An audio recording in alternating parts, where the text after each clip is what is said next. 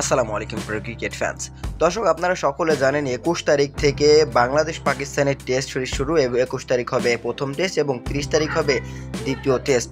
মূলত এই দুটো টেস্ট ম্যাচের জন্য কিন্তু বাংলাদেশ ক্রিকেট বোর্ড বিসিবি ইতিমধ্যেই কিন্তু তারা স্কোয়াড অ্যারেঞ্জমেন্ট করে দিয়েছে এবং সেখানে কিন্তু পরিবর্তন খুব একটা নেই বললে চলে, কেননা লাস্ট টেস্ট ম্যাচ থেকে কিন্তু শাহাদাত হোসেন দীপু তিনি বাদ পড়েছেন এবং সাকিব আল হাসান কিন্তু দলে ফিরেছেন। তাসকিন আহমেদও কিন্তু টেস্ট দলে ফিরেছেন, তাও প্রথম টেস্টের জন্য নয়, তিনি কিন্তু দ্বিতীয় টেস্ট খেলবেন। অপর দিয়ে কিন্তু আওয়ামী লীগ সরকার পলাতক হওয়ার পর সাকিব আল হাসানের ক্যারিয়ারটা শঙ্কার মুখে পড়েছিল যে সাকিব আল হাসান বাংলাদেশ জাতীয় দলে ফিরবে কিনা, সেটা নিয়েও কিন্তু শঙ্কা তৈরি হয়েছিল। কিন্তু সব শঙ্কা তুড়ি মেরে উড়িয়ে সাকিব আল হাসানকে স্কোয়াডে জায়গা করে দিয়েছে বাংলাদেশ ক্রিকেট বোর্ড। তো চলুন দেখি এবার পাকিস্তানের বিপক্ষে দুটি টেস্টের জন্য বাংলাদেশি প্লেয়ারদের পূর্ণাঙ্গ তালিকা।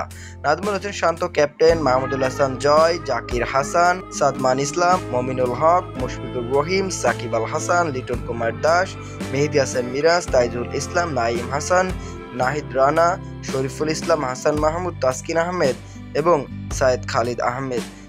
এই দলটা নিয়ে কিন্তু পাকিস্তানের বিপক্ষে বাংলাদেশ ২১ তারিখে প্রথম টেস্ট এবং ৩০ তারিখে দ্বিতীয় টেস্টের জন্য মাঠে নামবে।